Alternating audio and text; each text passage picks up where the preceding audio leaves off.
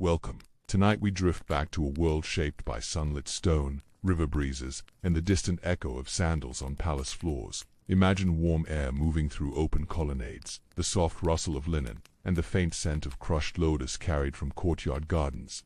This is the world Nefertiti once walked in, a place that seems calm from a distance. Now, dim the lights, maybe turn on a fan for that soft background hum, and let's ease into tonight's journey together. Nefertiti's story begins in a swirl of warm sand and gentle mystery. Compared to other queens of Egypt, her early life sits behind a curtain of uncertainty. No surviving record tells us exactly where she was born or who her mother was. Historians still argue whether she was the daughter of a noble Egyptian family or someone who came from outside Egypt, perhaps from Mitanni or another nearby region. One well-known fact is that her name means the beautiful one has come, and that single phrase has fueled endless debates about whether she was a newcomer to the royal court or simply a child whose arrival felt almost like a blessing. Most scholars lean toward the idea that she was related to a high-ranking courtier named Ai, a man who would later become pharaoh himself for a brief period. Ai shows up repeatedly in inscriptions, and his wife is mentioned as a nurse to one of Nefertiti's daughters, a detail many see as a subtle thread tying their families together. But nothing is fully proven, and that uncertainty gives the early years of her life a soft, drifting quality, like trying to follow footprints half erased by wind. Though the details blur, the environment she grew up in can be described with confidence. She would have lived in a world shaped by the Nile's rhythms, where seasons were defined by flooding, planting, and harvesting. The houses of elite families were bright with painted walls and shaded by tall date palms. She would have learned early about ceremony, clothing styles, and the music that floated through Egypt's wealthier homes: harps, flutes, and the occasional clatter of sistrums during family rituals. A small, quirky detail that often gets overlooked is how much young girls in noble families participated in household religious chores.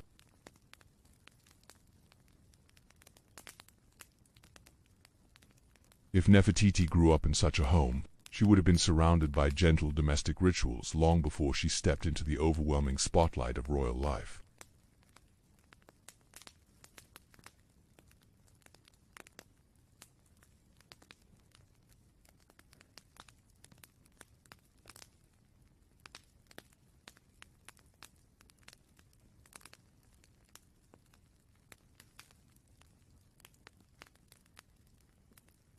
There is a certain calmness in her image that feels earned, not invented.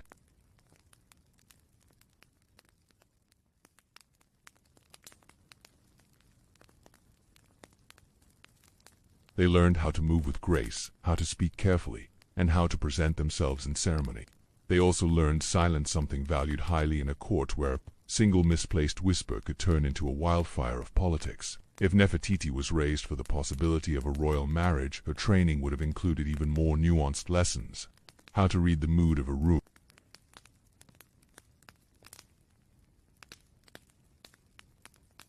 As she grew older, the world around her changed rapidly. The late years of Amenhotep III's reign before she married his son were filled with lavish festivals, diplomatic marriages, and the rising influence of new religious ideas.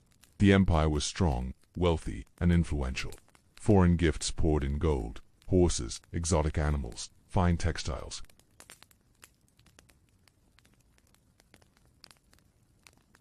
She grew up watching Egypt at its most powerful, and that memory would linger later when she and Akhenaten began reshaping the kingdom in dramatic ways. There is also a possibility, discussed by a few scholars, that Nefertiti spent some time in the palace before she became queen, perhaps as part of a noble family connected to royal duties. This is not confirmed, but if true, she would have observed the young Prince Akhenaten from a quiet distance, to lives moving in parallel before they finally converged. The idea isn't proven, yet the timing and family connections are close enough to make it plausible. Regardless of her exact upbringing, by her mid-teens she would have understood the heavy importance of alliances, marriages, and appearances. She would have known that noble daughters were often woven into the tapestry of diplomacy, and that duty could shape their paths more strongly than personal choice. Still, the way her life unfolded suggests that she was not simply swept along by circumstance.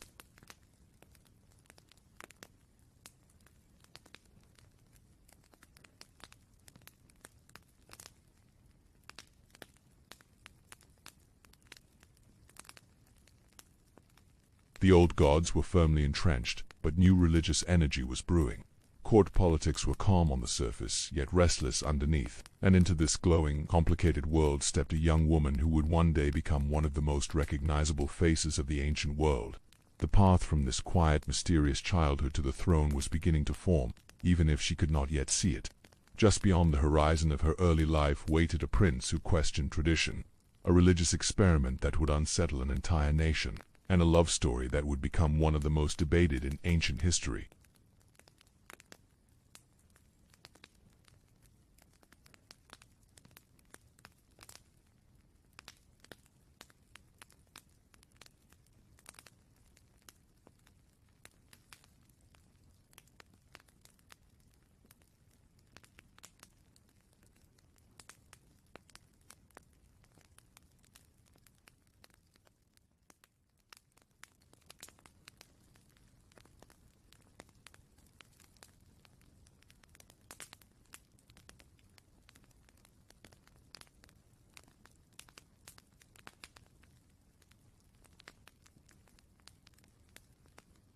Egypt valued stability, and a strong queen by the king's side helped anchor the new reign. But their bond quickly proved to be more than ceremonial. Reliefs from the early years show the two standing close, often touching, a softness between them rarely emphasized in earlier royal art. This visual tenderness suggests a genuine connection, even if its deeper nature remains debated.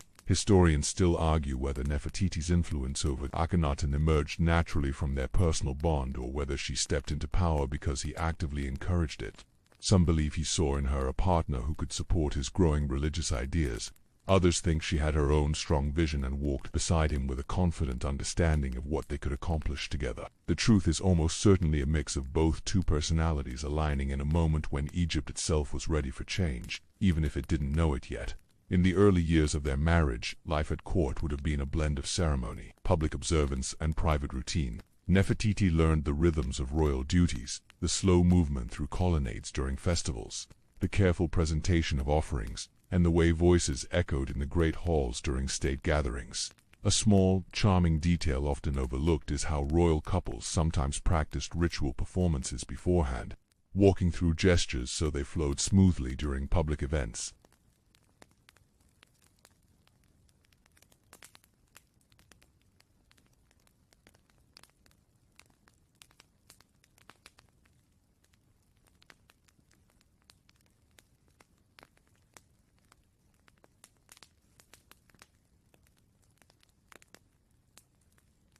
These early years were full of family scenes carved into temple walls, moments of affection captured in stone, showing the king and queen interacting with their children in ways that feel intimate even across 33 centuries.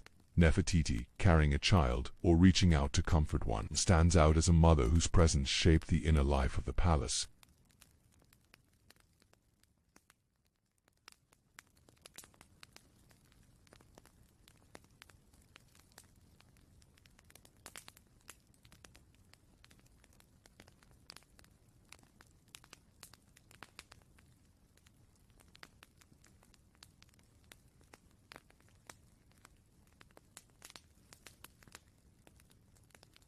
This early involvement hints at the path she would soon follow, a path that led to extraordinary authority.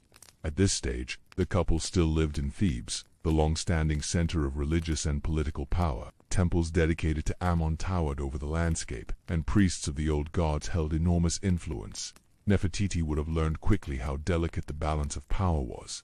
The priests watched every religious shift with wary eyes, and their reaction to Akhenaten's growing interest in Aten worship would eventually spark tensions that neither Nefertiti nor her husband could ignore.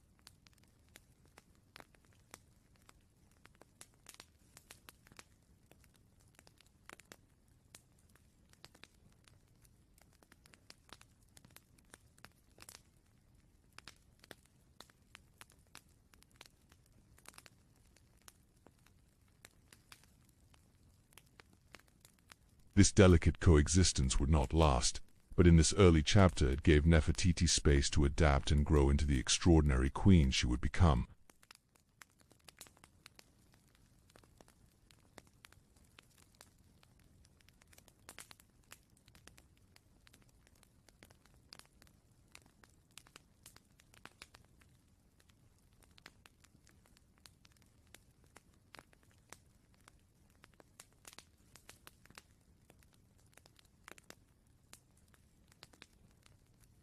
Life inside the new capital began with a journey, a relocation unlike anything Egypt had seen in generations. When Akhenaten announced the founding of Akhetaten, the horizon of the Aten, it was more than a decision about geography. It was a statement, a declaration that the future of Egypt would unfold under open skies, away from the towering shadows of the old temples at Thebes. And at the heart of this bold move was Nefertiti stepping with steady confidence into a city that seemed to rise from light itself.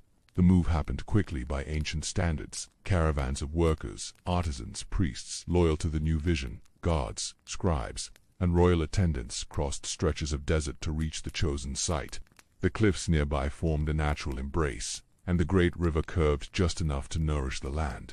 One well-known fact is that boundary stelae were carved directly into the rock, marking the area as sacred to the Aten and describing the vision for the new city. Akhenaten stood before these inscriptions with Nefertiti at his side, showing that this was not merely his project but theirs. Historians still argue whether Nefertiti played an active role in designing parts of the city or whether her influence appeared more through ceremonial presence.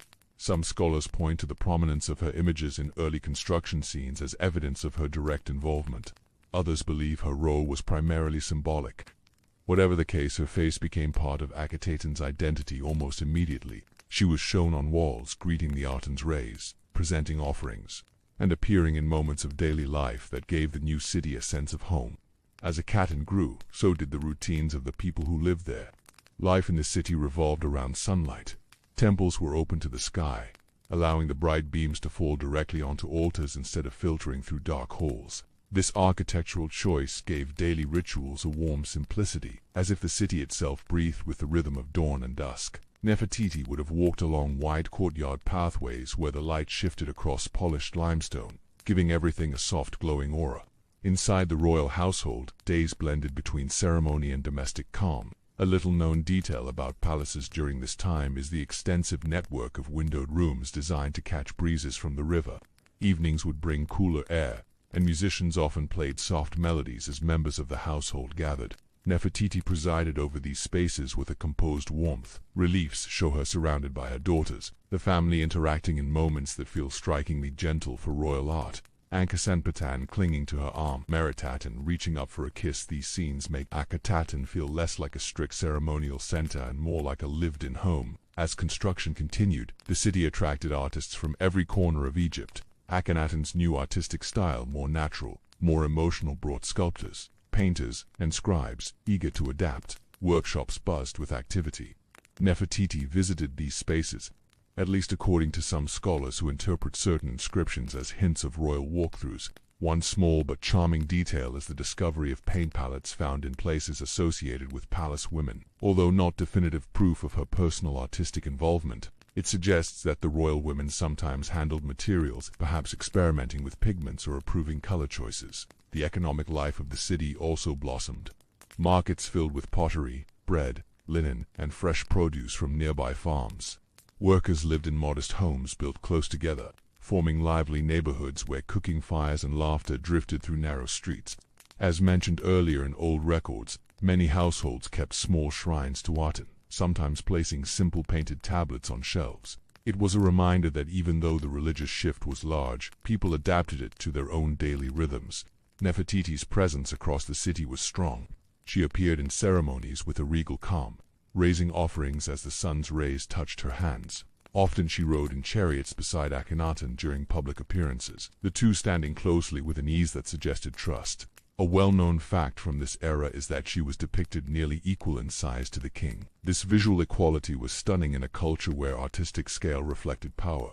It showed that she was not simply a queen but a central pillar of the new order. Yet there were subtle complications beneath the sunlight. While Akhetaten thrived, tensions with Thebes grew. Priests of Amon watched the new city with concern, understanding that its rise meant a decline in their own influence. Diplomatic letters from foreign rulers reached the new capital with increasing urgency, hinting at troubles on distant borders. Nefertiti would have been aware of these pressures, even if her daily routines remained outwardly serene. One of the most debated topics from this period is whether she took on expanded religious responsibilities as the city settled. Some inscriptions show her performing roles once reserved for the king, lifting offerings alone, or appearing to speak directly to the Aten. Historians still argue whether this indicates a temporary delegation of power or a deeper shift in her position. But regardless of interpretation, it is clear that in Akhetaten, Nefertiti stood at the very center of the kingdom's spiritual life. Evenings in the city carried a different kind of calm. The sun, so essential to the new faith, painted the cliffs with warm color before sinking behind the horizon. The palace would quiet. Lamps flickered. Daughters curled up on cushions. Attendants moved softly, preparing linens for the night. And somewhere within this gentle stillness, Nefertiti shaped the tone of the household, steady, intuitive, and quietly powerful. Akhetaten was more than a capital. It was a world built on light, on intention, and on a bold vision. And within that world, Nefertiti's presence gave shape to the city's rhythms, as if she were one of its guiding stars. As Akhetaten settled into its rhythms, Nefertiti's world expanded beyond the sunlit temples and open courtyards. Inside the Amarna household, she managed an intricate network of people, rituals, children, and responsibilities that stretched far beyond what most queens had ever handled. The palace itself was a sprawling maze of painted halls, storage rooms full of fragrant oils, kitchens busy with bread ovens, and quiet chambers where attendants embroidered linen. And through all of it, Nefertiti moved with a calm authority that shaped daily life as surely as the Aten's light shaped the city outside. One well-known fact from this era is that Nefertiti's influence increased dramatically as the new capital grew. In multiple reliefs she is shown performing actions normally reserved for the king, presenting offerings alone, wearing the blue crown, and standing in positions of direct leadership during ceremonies. This visual evidence shows that within the Amarna household, she was not just a symbolic partner but an active force in guiding religious and political life.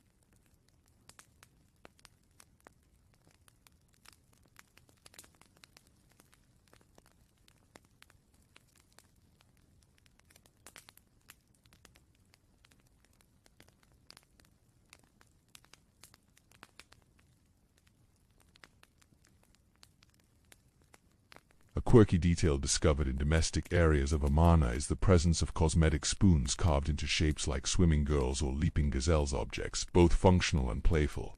It is easy to imagine similar items scattered across Nefertiti's dressing area, hints of personality in a world otherwise defined by ceremony.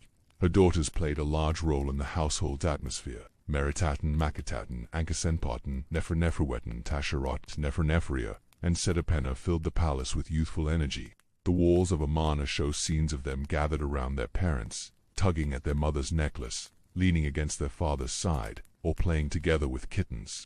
These small domestic moments were unusual in Egyptian art, which traditionally kept royal families distant and idealized. Their inclusion suggests that Nefertiti encouraged a more open depiction of family life, making the palace feel less rigid and more human. Despite this warmth, managing the Amarna household was far from simple.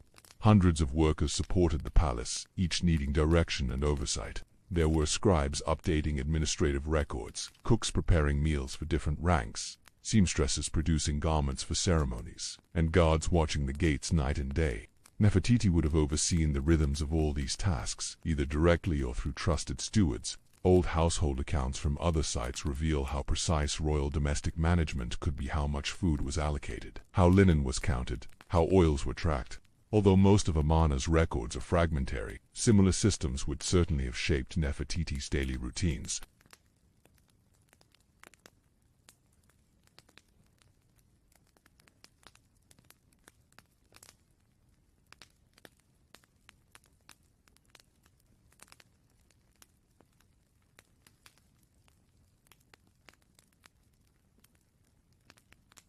The debate remains open, but the lived reality of the palace suggests she was central to daily decision-making, even if her title didn't reflect it directly. The religious life of the household also revolved around her. As the Aten cult grew, rituals expanded from state temples into private spaces. Nefertiti likely guided the household through daily offerings, lighting incense, pouring libations, and reciting hymns that praised Aten's rays. These rituals were simpler than those dedicated to traditional gods, emphasizing direct connection to the sun rather than complex mythological scenes.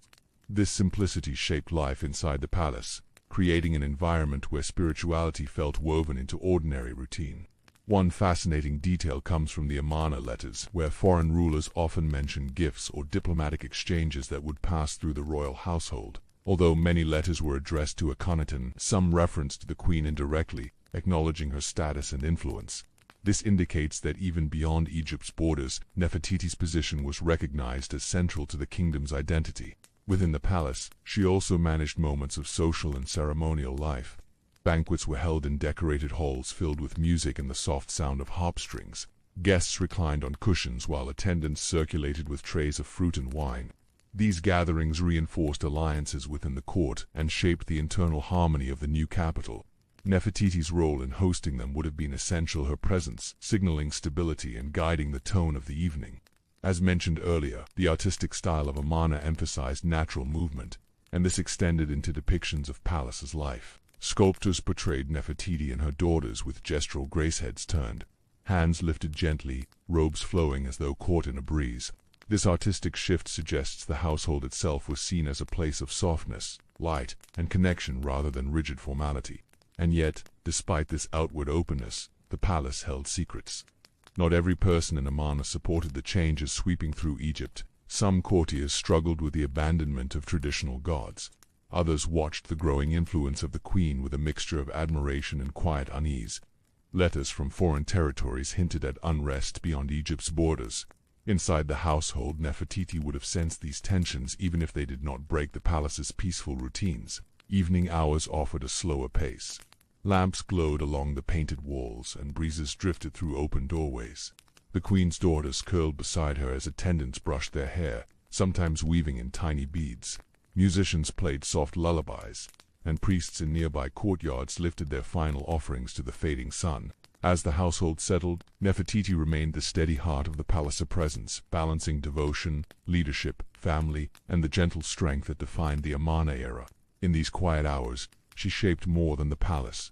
She shaped the tone of a kingdom in transition, guiding it with calm hands and an inward certainty that reflected the light-filled city she helped build. And as the days at Akhetaten continued, her influence only deepened, preparing her for the extraordinary power she would soon take on. As the years at Akhetaten unfolded, Nefertiti's role transformed from powerful queen to something even more extraordinary.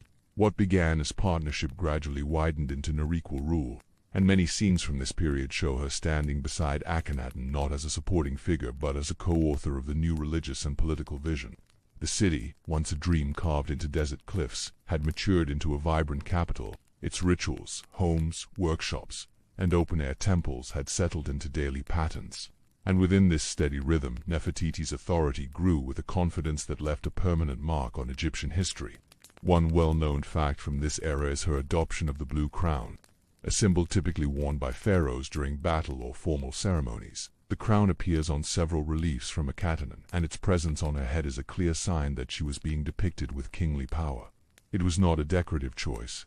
In Egyptian iconography, crowns carried precise meaning, and for Nefertiti to wear one associated with rulership suggests a deliberate elevation of her status. Historians still argue whether she became a formal co-regent with Akhenaten or whether her role functioned more like that of a powerful queen with expanded ceremonial duties. Some inscriptions show her taking actions parallel to the king, offering to the Aten alone, striking enemies in symbolic scenes, or standing in positions of judgment. Other sources remain ambiguous. The debate centers on whether these depictions reflected actual administrative authority or were part of the unusual artistic style of the era. What remains certain is that she stood closer to full pharaonic imagery than almost any queen before her. Daily life during this period would have been shaped by high expectations. Religious ceremonies required careful coordination, with Nefertiti often at their center. At sunrise, she and Akhenaten would stand beneath open temple gateways as the first beams touched the altars. They lifted offerings of bread, wine, flowers, and incense. The rays of the Aten, carved as hands, reached down toward them in stylized blessing. This repeated scene became the heartbeat of Akhetaten's faith. Beyond ceremonies, Nefertiti participated in diplomatic exchanges. Letters from foreign rulers at this time revealed growing pressure on Egypt's borders. Some sent requests for gold, others asked for military support. A few complained that the new religious focus had drawn attention away from international affairs.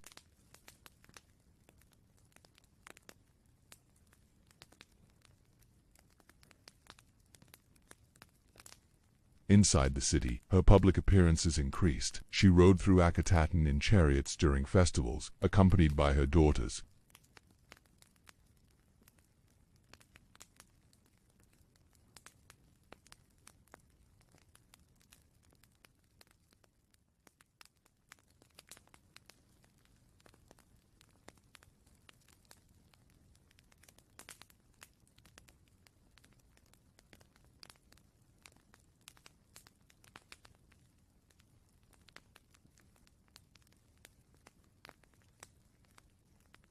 A little-known detail from this era is the presence of small altars inside homes dedicated specifically to the royal family.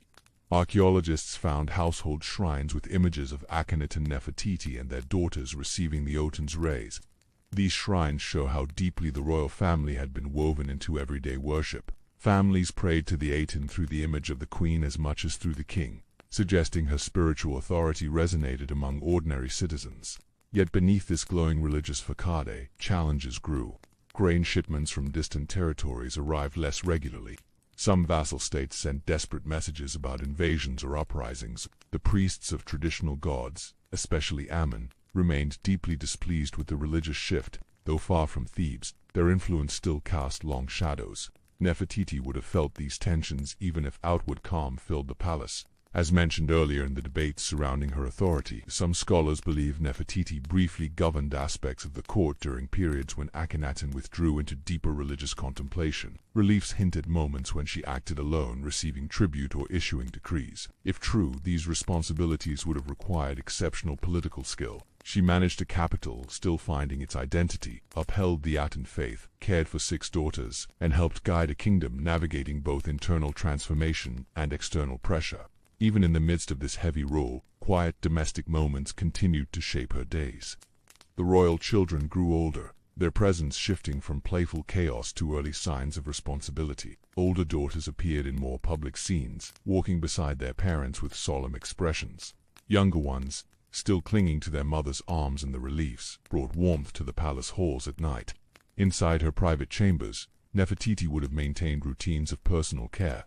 Scented oils, floral perfumes, kohl for her eyes, and finely woven linen garments filled her storage rooms. A charming artifact found in Amarna mirror with a handle shaped like a young girl suggests similar objects might have belonged to her daughters as well. These personal items offer soft reminders that beneath her monumental image, she was also a mother raising children in an extraordinary environment.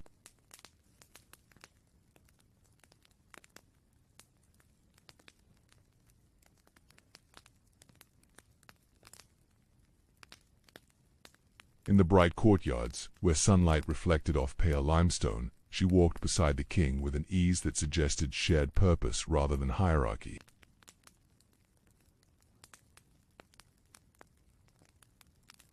Tensions were rising, shadows lengthening across the bright stone of Akhetaten, and Nefertiti, standing tall in her blue crown, was preparing for the most complex chapter of her life, one where her power would not only rise but face challenges that would echo through history.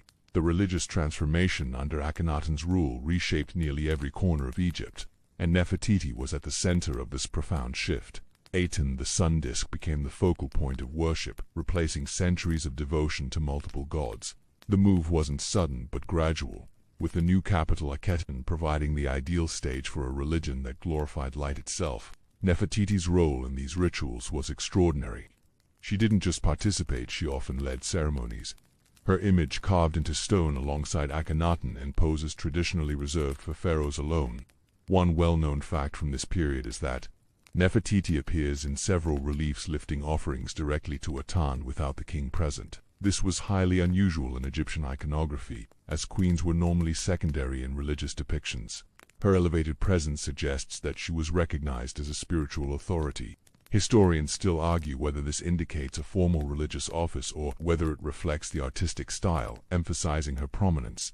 Either way, it is clear that her visibility in worship was unprecedented for a queen. Daily life under the Aten religion was shaped by sunlight, rhythm, and openness. Temples lacked traditional roofs, so worshippers were exposed to the sky, emphasizing direct contact with the divine. Nefertiti participated in multiple ceremonies each day, often rising before dawn to greet the sun with hymns and offerings. The Aten's rays were personified as extended hands in reliefs, touching the queen and the king, symbolically connecting them to divine power. This gentle, luminous imagery reflected both spiritual devotion and political messaging, underscoring her centrality in the new faith. A little-known detail from the Amarna period is that Nefertiti may have participated in private domestic rituals as well, guiding offerings to small household altars with her daughters. Archaeological evidence suggests that even minor temples and domestic shrines contain depictions of the royal family receiving Aten's blessing. This practice reinforced the queen's role as a bridge between public and private worship, linking the spiritual life of ordinary citizens to the royal family. The shift toward Aten worship created tensions beyond the palace. Priests of Ammon and other traditional deities resisted the changes quietly at first, fearing a loss of influence. Some temples saw reduced offerings, while some regional governors hesitated to enforce Akhenaten's decrees fully. Nefertiti's increasing participation in ceremonies may have been both a statement of religious devotion and a subtle assertion of authority, helping stabilize the spiritual transition during uncertain times. Nefertiti's involvement also extended to religious festivals, which became major events in Akhetaten. Processions, music, dance, and ritualized offerings marked the passing of months and the sun's journey across the sky. Reliefs from these festivals show her moving gracefully among priests, children, and the king, lifting flowers, wine, or bread toward the golden disk above. These ceremonies were meticulously choreographed, and her ability to perform them with both solemnity and presence reinforced her position as a spiritual and cultural leader. Historians continue to debate the extent to which Nefertiti's religious role influenced political decisions. Some scholars argue she wielded substantial power behind the scenes, mediating between priests, officials, and the king. Others suggest her participation was largely symbolic, meant to inspire public loyalty to the Aten. Evidence points to a combination of both. She was visible in worship, yet also a key player in maintaining the kingdom's unity during a time of transformative change. One particularly intriguing detail is her depiction in scenes showing her with her daughters during temple rituals. These images suggest she actively trained the next generation in the practice of Aten worship, ensuring continuity of both faith and political legitimacy. Small inscriptions even hint at her involvement in composing hymns, though this remains speculative. The possibility emphasizes her intellectual and spiritual engagement, not merely ceremonial presence. Even as Egypt adapted to this new religion, Nefertiti navigated the personal and public balance of life. She maintained the household, oversaw palace duties, and raised 6 daughters, all while playing a central role in what many historians consider one of the most radical religious shifts in history. Her presence in both the sacred and domestic spheres blurred the lines between devotion, power, and motherhood, creating an image of a queen whose influence extended into every aspect of life. Through these years, Akhetaten gleamed under the sun, and Nefertiti's figure was ever present in its light. Her calm authority, artistic presence, and active participation in religious life shaped not only the city but the memory of Egypt itself, marking her as a partner in one of the most remarkable spiritual experiments in the ancient world. Even as the bright light of Aten worship filled Akhetaten, shadows of tension began to stretch across the kingdom. Nefertiti, who had guided palace life and stood at the heart of religious transformation, now faced challenges that were more political than ceremonial. Foreign powers were watching closely, traditional priests were quietly resisting, and internal factions within the court began to whisper. The harmonious rhythm of the city that had seemed so assured in its early years now carried undercurrents of uncertainty. One well-known fact is that Egypt's traditional allies occasionally expressed concern in letters about the kingdom's new direction. The Amarna letters reveal that some rulers asked for gold, troops, or ceremonial assistance, while others complained that the king and queen were distracted by religious devotion. Nefertiti would have been acutely aware of these tensions. Though her image dominated ceremonial and spiritual life, the practical management of alliances and trade required careful navigation. Historians still argue whether she actively advised on these matters or if her role remained primarily ceremonial. The evidence is tantalizing but inconclusive. Inside the palace, subtle power struggles emerged. Officials loyal to the old gods watched Nefertiti's rise with unease, and some courtiers quietly tested the limits of her influence. Reliefs suggest she maintained a careful balance, asserting her authority when necessary, yet presenting a calm, steady demeanor that kept the court functioning. Small, little-known details in palace correspondence hint at gifts and rewards given by the queen, perhaps to cultivate loyalty among influential figures. Such gestures reinforced her soft power without open confrontation. Nefertiti also had to manage the internal dynamics of her family. Her daughters were growing, some appearing in official reliefs beside their parents, while younger children brought the energy and unpredictability of youth into palace's life. The household's domestic order required constant attention, balancing ritual, education, and supervision of servants and staff. Even minor disruptions, spilled wine, missing clothing, or quarrels among the children needed subtle management, and Nefertiti's calm presence was essential to maintaining harmony. Meanwhile, religious reforms continued to provoke unease beyond the capital. Priests of Amen, long accustomed to central authority and lavish offerings, saw their influence wane. Regional governors reported unrest in the provinces, and some local cults quietly resisted the Aten's rise. Nefertiti's involvement in rituals was both symbolic and practical. By demonstrating devotion, she reinforced the legitimacy of the new religion. In some scenes, she alone lifts offerings, emphasizing her authority in a spiritual realm that overlapped with political power. A quirky detail from the period involves the depiction of minor domestic ceremonies, where Nefertiti is shown performing seemingly small tasks, presenting bread, pouring wine, or tending small lamps. Though subtle, these images carry weight. They show her active presence in rituals that reinforced her dual role as mother and spiritual guide. Her daughters often appear nearby, learning and observing, which may have prepared them for roles in religious or ceremonial life. The queen's public appearances, always carefully choreographed, became opportunities to signal stability amid growing uncertainty. She accompanied Akhenaten during festivals, military inspections, and formal audiences. The city's wide avenues, open to the sunlight, allowed citizens to witness the royal family in motion, reinforcing the visual message of unity and authority. Reliefs show her walking with measured grace, her daughters close at hand, her hand often raised in the gesture of blessing or presentation. Historians still debate the extent of her influence in crises. Some scholars argue that Nefertiti acted as Kurula, especially when Akhenaten focused intensely on spiritual matters. Others suggest her visible authority was more ceremonial, a tool to bolster public confidence while real decisions remained in the king's hands. Regardless, her presence helped maintain the cohesion of a city in a society undergoing profound change. Even with these political and religious pressures, the queen maintained her personal rituals, household oversight, and role as a mother. Evening hours in Akhetaten offered calm music from harps and lutes drifted through the palace. Oil lamps flickered against painted walls, and Nefertiti watched the fading sunlight touch the limestone courtyards. This daily balance of public performance, spiritual devotion, and private care defined her life during these challenging years. Through it all, the radiance of the Aten, the very force she had helped elevate, continued to shine over the city, and Nefertiti remained a steady figure guiding her family, managing palace life and embodying the authority that the new religion both demanded and reflected. The political storms behind the sunlight tested her resolve, yet she navigated them with the same grace and focus that had carried her from mysterious beginnings to the heart of Egypt itself.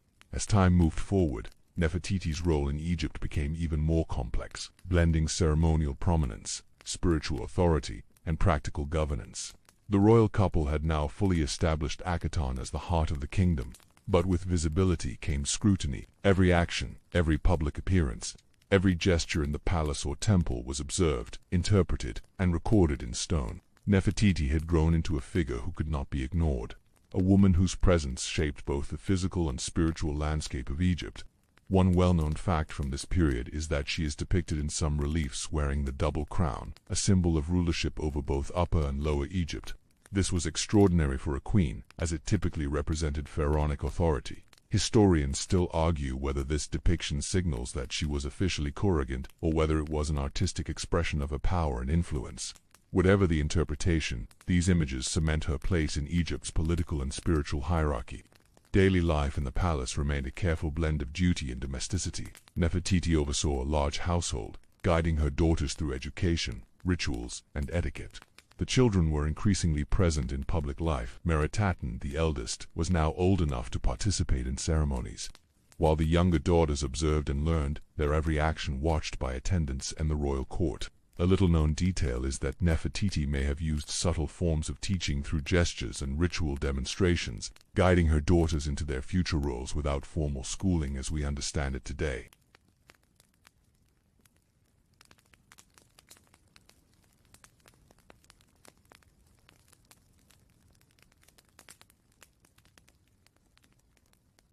Open-air temples filled with sunlight provided a striking backdrop to her daily responsibilities. In one relief, she is shown standing beside the king, both presenting offerings while the rays of the sun disk reach toward their hands, symbolizing a divine connection that reinforced the legitimacy of their rule.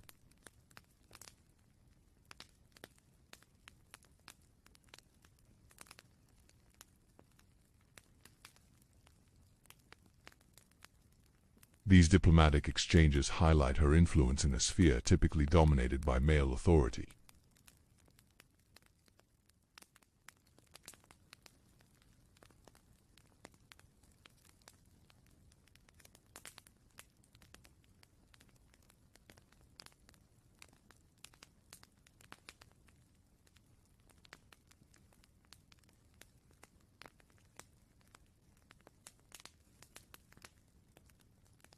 Some of the minor reliefs depict her in small domestic moments, lifting incense, arranging offerings, or guiding a child's hands, which reveal her blend of maternal care and public responsibility. Historians continue to debate her involvement in governance during Akhenaten's absences or periods of focus on spiritual meditation. Some evidence suggests she may have issued decrees or handled certain administrative matters, although confirmation is scarce.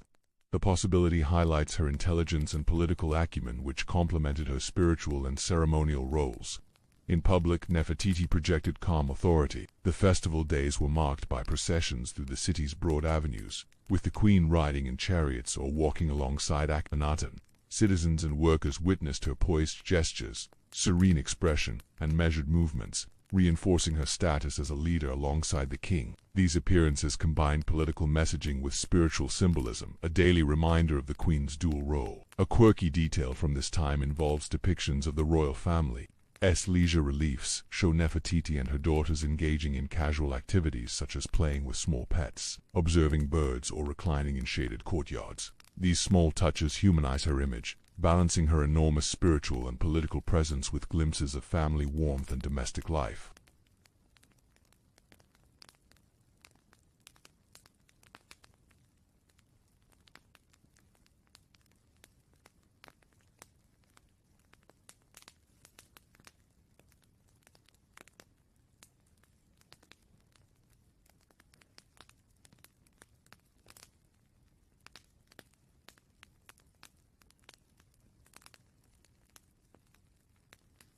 As the years progressed, Nefertiti's presence in the public and religious life of Egypt became increasingly prominent, yet the shadows of uncertainty began to grow. Akhenaten's health and focus on spiritual matters fluctuated, and the queen's responsibilities expanded. She became a figure whose influence touched nearly every aspect of court life, from ceremonial duties to domestic management, from diplomacy to spiritual guidance. In a kingdom defined by change, Nefertiti's constancy became both a stabilizing force and a symbol of enduring authority. One well-known fact from this time is that her likeness appears in almost every major temple and palace relief, often shown equal in size to Akhenaten. This scale was deliberate, signaling that her authority matched his in religious and public affairs. Historians still debate whether she ever officially assumed the role of co-regent under the title Nefertiti, or whether these depictions simply emphasize her prominence. Some scholars suggest she may have ruled briefly after Akhenaten's death, although the evidence is fragmentary and open to interpretation. The royal household continued to be a hive of activity. Her daughters, now older, were appearing in ceremonial roles more frequently, and Nefertiti guided them through lessons in ritual, etiquette, and public presentation. Small details from reliefs depict her teaching the girls to lift offerings gracefully or present flowers during ceremonies, a combination of maternal care and preparation for the roles they would inherit. One little-known fact is that she may have also instructed them in reading and writing, using hieroglyphs to maintain family and political records within the palace. Outside the domestic sphere, the city of Akhetaten faced growing pressures. Grain shipments fluctuated, diplomatic tensions with neighboring territories increased, and some priests continued to resist the Aten's prominence. Nefertiti's role as mediator and figurehead became vital. She led rituals, offered visible spiritual leadership, and acted as a calming presence in a court that balanced tradition with revolutionary change. Her image, serene and composed, communicated stability in times when uncertainty could easily have spread. A particularly striking detail is her depiction in scenes showing her alone performing rites normally reserved for the king. In some reliefs, she lifts offerings, extends her hands toward the sun disk, or performs gestures of blessing and judgment. These images suggest that her spiritual authority may have been nearly equal to Akhenaten's, reinforcing the idea that she was more than a ceremonial figure. She was a central force in the kingdom's religious life. Historians continue to debate the exact nature of her political involvement. Some evidence hints that she could have issued decrees, directed palace officials, or influenced diplomatic decisions, though the records are fragmentary, whether through formal authority or soft power. It is clear that she helped maintain the coherence of a society undergoing intense transformation. Balancing competing demands with skill and subtlety, evenings in Akhetaten offered brief respite from the rigors of public life. The family gathered in quiet courtyards, the children played, and attendants moved softly through the palace halls. Lamps flickered, reflecting off painted walls adorned with images of the royal family beneath the rays of the Aten. Nefertiti's presence provided a sense of calm, her figure a steady anchor as the city settled under the desert sky. These moments, though private, reinforced the image of a queen who managed both public duties and intimate family life with grace. As her daughters matured, Nefertiti's attention to continuity became increasingly apparent. She trained them in ceremony, guided them in social interactions, and ensured they understood the responsibilities of royalty. Her influence shaped not only the current generation but also the future of the Amarna legacy, embedding her vision into the very structure of Egypt's royal family. Through both triumphs and emerging challenges, Nefertiti's role remained exceptional. She balanced power, family, devotion, and public presence in a way that few queens could. In the bright light of Akhetaten, she continued to embody authority, wisdom, and grace, leaving a legacy that would endure long after the sun set over the desert city she had helped shape. As the final years of Nefertiti's life in Akhetaten unfolded, the city that had once gleamed under the rays of the Aten began to experience subtle shifts. The once rising walls of temples and palaces now reflected a different light, the warmth of history, mingled with hints of uncertainty. Nefertiti's daughters had grown into young women, some participating fully in public rituals, others still under her careful guidance, learning the balance between family, ceremony, and governance.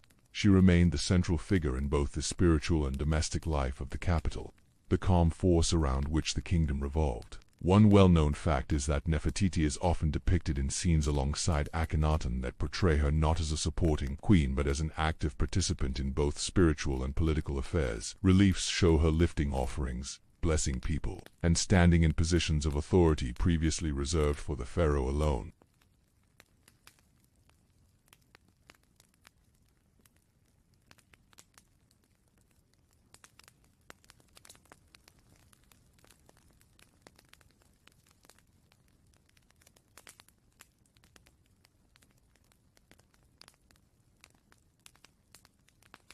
Nefertiti oversaw ceremonies, maintained domestic routines, and ensured the smooth functioning of the royal household.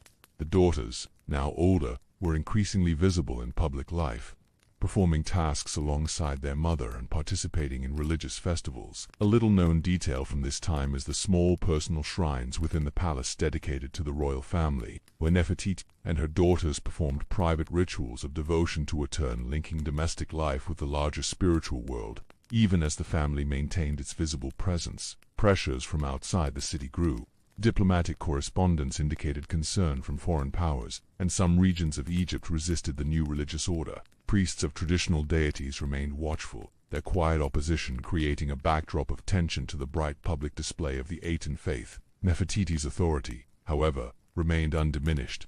She continued to navigate these pressures with poise, projecting stability while managing both spiritual and administrative responsibilities. Public appearances remained an essential part of her role. Festival processions, ceremonies, and ritual offerings highlighted her prominence and the ongoing influence of the royal family. Reliefs show her elegantly dressed, often accompanied by her daughters, moving gracefully along temple avenues. Her presence was both symbolic and practical, reinforcing the social and spiritual hierarchy and maintaining cohesion among officials, workers, and citizens. Historians still debate the precise circumstances surrounding her disappearance from records in later years. Some suggest she may have died. Others propose she ruled under a different name, while a few speculate she may have relocated or taken on religious offices away from public view. Regardless of the truth, her influence persisted in the culture, art, and ceremonial practices that continued to shape Egypt long after her final appearances in the historical record. Even in the midst of uncertainty, her household remained a model of ritual and domestic order. Lamps flickered against painted walls as evening settled over the city, and Nefertiti oversaw the final preparations for the day's ceremonies. The daughters gathered around her, learning the movements, gestures, and responsibilities they would eventually inherit. In private moments, the queen's presence offered warmth and reassurance, balancing the demands of authority with maternal care. Through the years, she had guided a city, a family, and a kingdom in transformation. Her image, both literal and symbolic, was central to Egypt's identity during the Amarna period. As mentioned earlier, the artistic and spiritual legacy of her reign would influence generations, leaving behind a vision of a queen who combined grace, authority, and devotion in a way that few in history could match. Even as her story fades from records, the echoes of her presence remain in the sunlit walls of Akhetaten, in the carefully crafted and in the memory of a kingdom shaped by light, devotion, and the quiet, extraordinary power of Nefertiti. The story of Nefertiti drifts softly into memory, like sunlight fading over the desert horizon. Her life woven through the rhythms of Akhetaten blended devotion, authority, and family in a way that remains both extraordinary and quietly human. She guided rituals, oversaw a bustling household, raised her daughters, and navigated the delicate currents of diplomacy and court intrigue. In the golden glow of the Aten, she balanced power with tenderness, ritual with play, and ceremony with the simple moments that made a palace feel like home. Even in times of uncertainty, Nefertiti's presence brought stability. She moved through the city's open streets, the palace halls, and temple courtyards with a grace that grounded those around her.